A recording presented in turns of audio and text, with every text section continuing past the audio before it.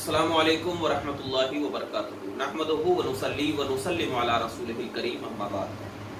حضرات گرامی، نوافل اور فرائض کے ذریعے کیا ہے ہم اس کو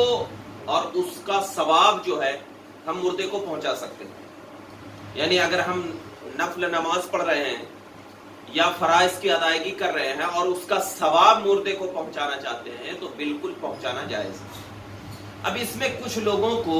یہ شبہ ہوتا ہے کہ نماز تو اپنے لیے پڑھ رہے ہیں، اس کا ثواب پہنچا کیسے سکتے ہیں؟ اور یہ جو اعتراض کرنے والے ہوتے ہیں نا، یہ بالکل وہابی، دیوبندی، چکڑالوی وغیرہ جو بدعقیدہ لوگ ہیں وہ کرتے ہیں۔ ہم کو یہ ذہن میں رکھنا ہے کہ اللہ تبارک و تعالیٰ کی قدرت ایسی ہے کہ اللہ تعالیٰ اپنی قدرت سے جس طریقے سے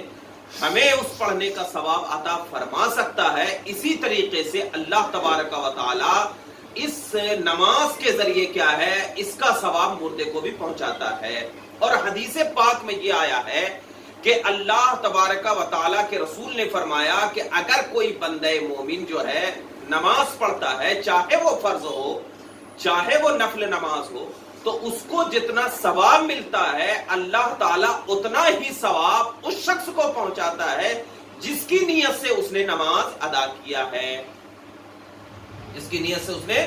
نماز ادا کیا ہے۔ جیسا کہ حدیث پاک میں پڑھتا چلوں کہ ایک صحابی رسول نبی اکرم صلی اللہ علیہ وسلم کی بارگاہ میں حاضر ہو کر عرض کیا، یا رسول اللہ صلی اللہ علیہ وسلم، میں اپنے ماں باپ کے ساتھ زندگی میں نیک سلوک کرنا چاہتا تھا لیکن اب ان کا انتقال ہو گیا ہے، تو ان کے ساتھ میں نیک سلوک کا کیا ارادہ کروں، کیسے میں ان کے ساتھ نیک سلوک کروں؟ تو آپ صلی اللہ علیہ وسلم نے ارشاد فرمایا، جب صحابی رسول نے پوچھا کہ میں ان کے ساتھ اب کیا میں نیک سلوک کروں، تو میرے آقا صلی اللہ علیہ وسلم نے ارشاد فرمایا، کیا ان من البر بعد الموت ان تصلی لهما مع صلاتك وتصوم مع صيامك۔ مطلب یہ ہے کہ اے میرے صحابی سنو کہ بے شک موت کے بعد بھلائی یہ ہے، نیکی یہ ہے کہ تم ان کے لیے نماز پڑھو اپنے نماز کے ساتھ، تم ان کے لیے روزہ رکھو اپنے روزہ رکھنے کے ساتھ۔ مطلب یہ ہے کہ اللہ کے نبی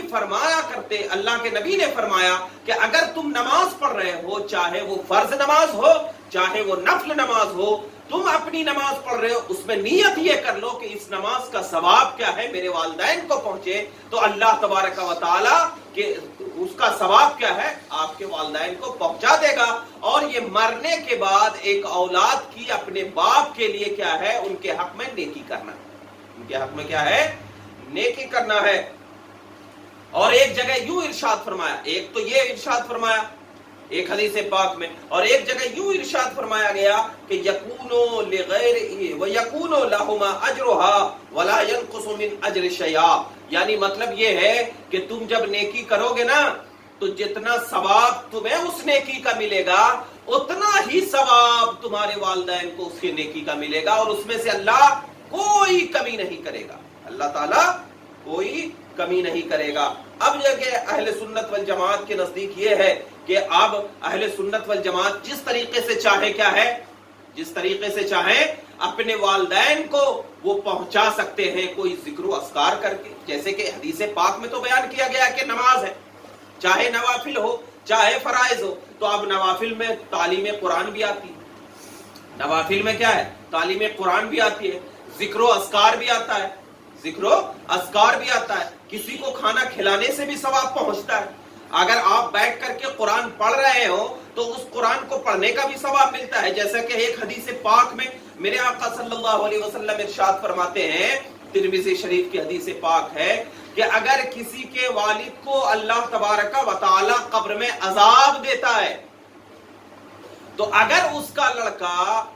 زمین میں کیا ہے زمین کے اوپر قرآن پاک کی اگر تعلیم لیتا ہے اور قرآن پڑھتا ہے تو اللہ تبارک و تعالی فرشتوں سے کہتا ہے کہ اے فرشتے اسے عذاب دینا چھوڑ دے۔ فرشتے عرض کرتے ہیں یا رسول اللہ، اے یا خدا، فرشتے عرض کرتے ہیں یا خدا یہ تو گنہگار تھا، تو اللہ تبارک و تعالی ارشاد فرماتا ہے کہ مجھے حیا آتی ہے کہ اس کی اولاد میرا نام رحمان و رحیم لے رہی ہو اور میں اس کے والد کو عذاب سے نوازوں، یعنی میں عذاب دوں۔ تو مطلب کہنے کا یہ ہے کہ جس کی اولاد جو ہے اللہ کا ذکر کیا کرتی ہے تو اللہ تعالیٰ اس کے والدین کو عذاب سے دور فرما دیتا ہے، اور اگر جس کے بیٹے حافظ قرآن ہوا کرتے ہیں اور قرآن پڑھتے اور پڑھاتے ہیں تو اللہ تعالیٰ کل قیامت میں اس کے والدین کے سر پر ایسا تاج عطا فرماتا ہے کہ سارے میدان محشر اس کے والدین کے سر کے تاج کو دیکھا کریں گے اور رشک کریں گے کہ کاش میں بھی اپنی اولاد کو حافظ قرآن بنایا کروں، حافظ ہو یا عالم ہو یا کوئی بھی تعلیم قرآن پڑھ رہا۔ اب کچھ لوگ جو ہے ہمارے نوجوانوں کو یہ بھٹکاتے ہوئے آتے ہیں، کیسے ثواب پہنچتا ہے، مردے ہیں ان کو۔ ارے ٹھیک ہے، انہوں نے جو کمایا اس کا ثواب وہ لے کر کے گئے، اب وہ نہیں کما سکتے، اب وہ ثواب ان کو اپنے خود سے نہیں مل سکتا۔ لہا ما کسبت وعلیہا مکتسبت، اس کے لیے وہی ہے جو اس نے نیکی کیا، ٹھیک ہے ہم مانتے ہیں، لیکن اس آیت کریمہ میں یہ کہا ہے کہ دوسرے اگر ثواب پہنچائے تو نہیں پہنچے گا، یہ کہا ہے۔ تو گویا کہ حدیث اور قرآن اور اہل سنت کے علماء نے اس بات کی طرف تعلیم عطا فرمائی ہے کہ نماز ہو، روزہ ہو، حج ہو، زکوٰۃ ہو، صدقہ و خیرات ہو، ذکر و اذکار ہو، تعلیم قرآن ہو، ان تمام کو پڑھ کر جس طریقے سے ہم ثواب کما سکتے ہیں، اسی طریقے سے کیا ہے یہ ثواب جو ہے مردوں کو بھی پہنچایا جا سکتا ہے۔